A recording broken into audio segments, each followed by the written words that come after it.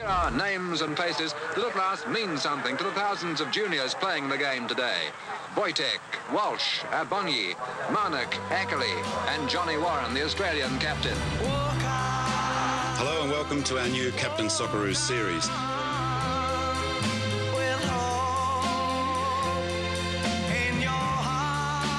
You just feel for them. It's not just the boys, they are representative of so many people who make this game their life. It's just, I can't say anything. When I'm up the big football field in the sky, I just want people just to remember I told you so.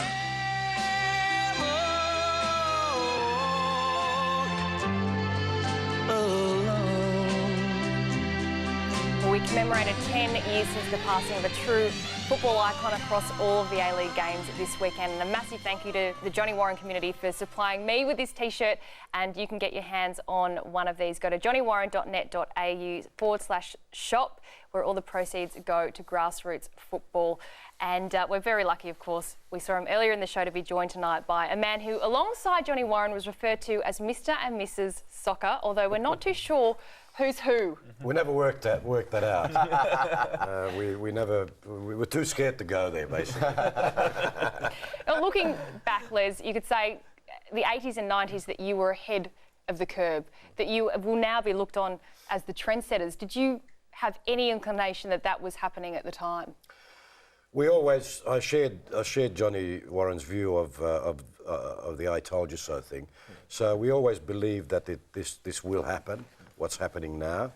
But if you told us it's going to happen at this particular time or after this many years, we probably wouldn't have believed it. I mean, some of the things that are happening now, almost every day. The latest one being the Wanderers winning the Champions League. Would have been unthinkable even 10 years ago. Was that something that Johnny dreamt of, is us playing in Asia? How long ago did he start mentioning that? He started talking about it in the late 80s.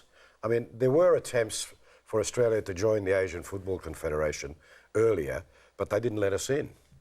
I'm talking about back in the 60s and the 70s. They didn't let us in because they were scared of us, basically, on the field of play. But Australia was a very different country then. The world was not so globalised as it is now. You know, there's no question Frank Lowy did a great job in getting us in there. And it was always doable. Les, I mean, there's been a lot of talk about Johnny's vision, and you two share the same vision. So tell us exactly what that is. I mean, especially the domestic league now that we have here, and also with the Socceroos with regards to playing style. Well, the vision was the reason that one of the reasons why we became very good and very close friends was because we were on the same wavelength regarding the vision, and the vision was that Australia should play football and play beautiful football, and Australia. Let's explode the mythology that Johnny and I were always about promoting football. Not at all. Particularly Johnny was about enriching Australia, his country, through football. That was his mission. Because he knew that football was the international language. He wanted Australia to be a citizen of the world.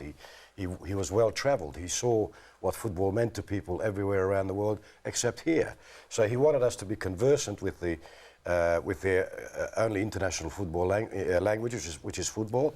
And that's what we are accomplishing now. That's what we're on the brink of now with our professional league, with our participation in the World Cup regularly, with our integration with Asia in the Asian century. I mean, look at the Asian Cup that's coming here in January. What other sport can converse with Asia in this way? Australia will be showcased to about 800 million or 1 billion people in January through football. No other sport can do this, and throughout the world, the goodwill and everything that Australia receives through the language of football is potentially enormous. Now, regarding the style, Johnny always liked jogo bonito, as you know, the beautiful game that the Brazilians play, which has won them 5 World Cups, so why not? And he wanted us to learn from the best always, because he wanted Australia to ultimately play that way. This is not about imitating or aping the Brazilians. Improving. It's about improving in areas where we are not good or were not good. We were always good, we were always strong, we were always determined, mentally strong, we were fast, tough, but we couldn't trap the ball.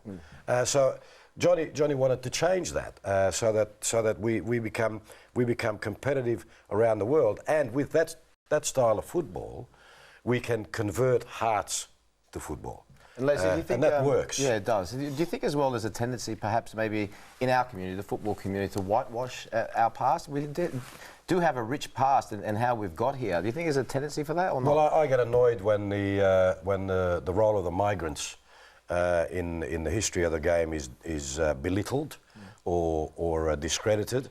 The fact is that when the immigrants in the middle of the 20th century took control of the game, nobody was interested. And they saved the game basically from what would have been oblivion.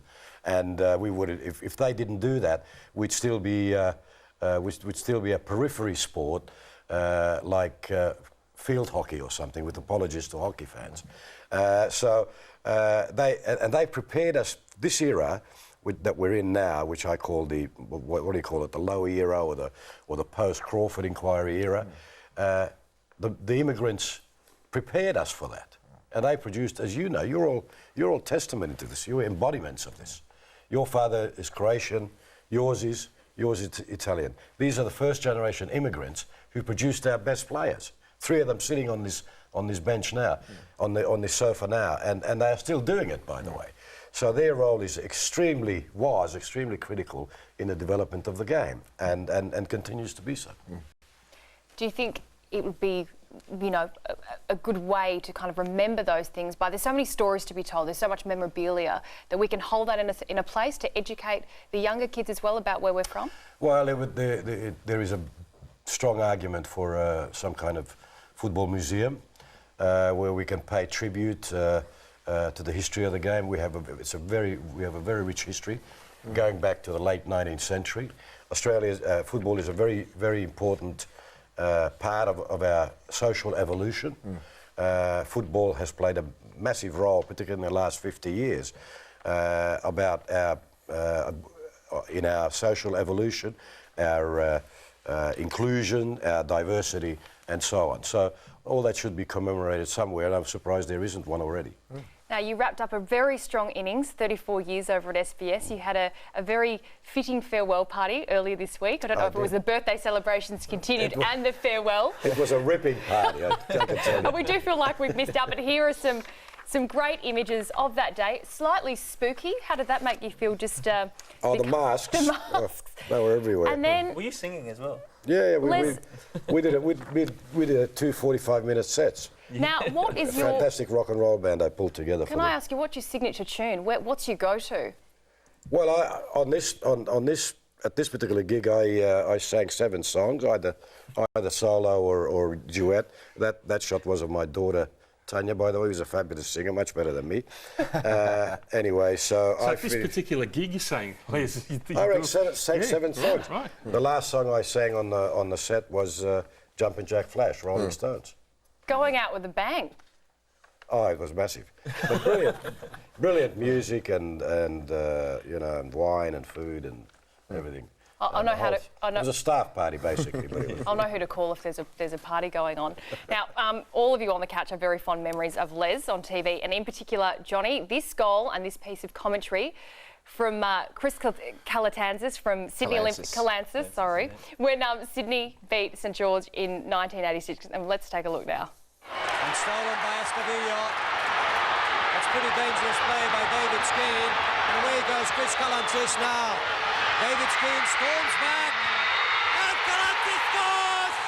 Calatanzas scores! And he strips for the occasion. Is that feeling a little bit familiar to you there, Johnny? Oh, yeah, it does. As a kid, I used to love watching the National League, and my team was Adelaide City, so we played Sydney Olympic that year in the grand final. It was a affair, and Adelaide City won.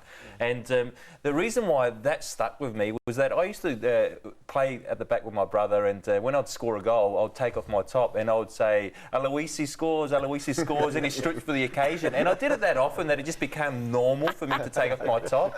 And I always said to myself, if I ever score a big goal in a massive moment, like this one, yeah. This was as a kid. I didn't think of it at that time. That's what I was going to do. But it's amazing how it had nothing to do with Calancis this moment. Well, it did. It's all about Calancis now, and I've never seen him. I don't know if I've ever mentioned to you, Les.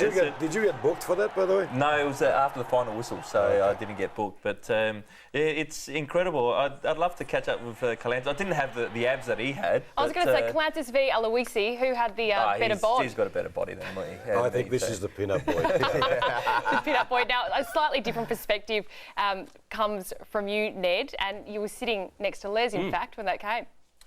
Yeah, well, I mean, you know, just the fact that as a kid growing up, just watching Les on TV all the time, and then all of a sudden, you know, I was still playing as a professional, and then got the opportunity basically to be there at the game with him, and I remember us, you know, having great discussions as well during the game, and basically towards the end, Les turning around and asking, change your hairstyle. yeah, and asking me, what do you think, you know, and I said to him, look, I think the Uruguayans are gone. Their legs are just I remember shot. that. Yeah. I remember that. So if it goes to penalties, I really think that we will win because our concentration levels are up.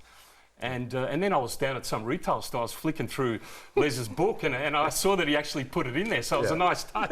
I bought the book as well, Les. I remember that because what you said was it's not a lottery because, you know, the stronger team is, for these reasons, is capable of more capable of winning than the other team, and that because I was very nervous, and that what you said then really calmed me. You know, I remember that. And that fabulous Les, time. we talk about, Tara mentioned before, 34 years you're retiring. What are your plans now? Because as the game, well, not even gets into the stride, as Frank Lowy said at the launch of this year, but as the game continues to go forward, it would be great to still have you involved. What are your plans now for the future? Well, I'll still be involved because I'll still be involved with SBS to certain levels. I just retired from doing full-time what I've been doing for the past 34 years. I want to smell the roses, as Johnny Warren used to advise me all the time. So when people ask me what am I going to be doing, I don't know. I'll have to play it by ear. You know, do I spend more times in cafes and long lunches and you see where I'm coming play from? golf? Yeah, because, you know, I think it'd be such a shame after all the hard work that you put into football, slowly making progress, in which it has, and there's so much more progress to be made that you'd be lost completely. I hope there is some type of role with you within I'm a the game. certifiable workaholic, so I don't think I'll be just vegging out all day every day. That's a surefire way of getting a heart attack in the next 5 years. Yeah, You know? So I'll be very active. I'm very curious. I'm a very curious person by nature. I always want to learn. I'll travel a lot and go to places where I haven't been. Not many of which are left. Can you 100% rule out the World Cup in Russia? I can't rule. I'm going to be like a politician. But I can't rule anything out, Ned. Okay. But I have no plans. I did announce in Brazil that it was my last World Cup as a broadcaster. But who knows between now and the next 4 years what's going to happen. That's football. Well, we're definitely looking forward to seeing more of you, but I can't let you go without asking you about this. Cannavaro, Karagunis, Chicharito, William Gallas, Sanchez, Mark Bosnich, Hulk, Alexis Lalas, Wilshere, Honda, Busquets, Siki, Simao, Thierry Henry, Modric, Vidal, Patricio, Donovan, Eto'o, Zizou.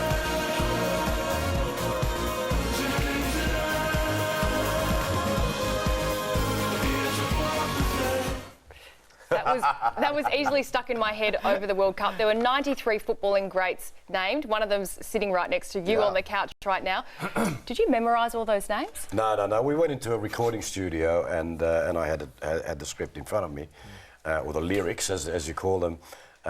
We need to rehearse it because I had to rattle off those names in a certain rhythmic way. Like a rapper. At a certain time, absolutely.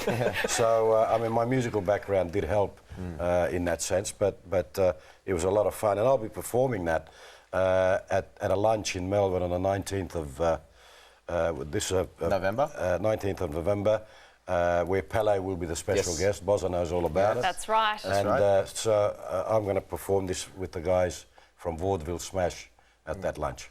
There you go. Gosh, that's great entertainment for everyone. A big thank you so much for joining us, Les, on the couch. We're sure we're going to see just much more want to say on behalf you. of everybody, not only here at Tara, but everyone on behalf of football, we'd love to see you still involved in the games. You've done so much for us. Thank you very much. You won't get rid of me that easily. That's good. Thank you. That's good news. We don't doubt that at all. And it would be an absolute honour if we could get you to throw us to a break.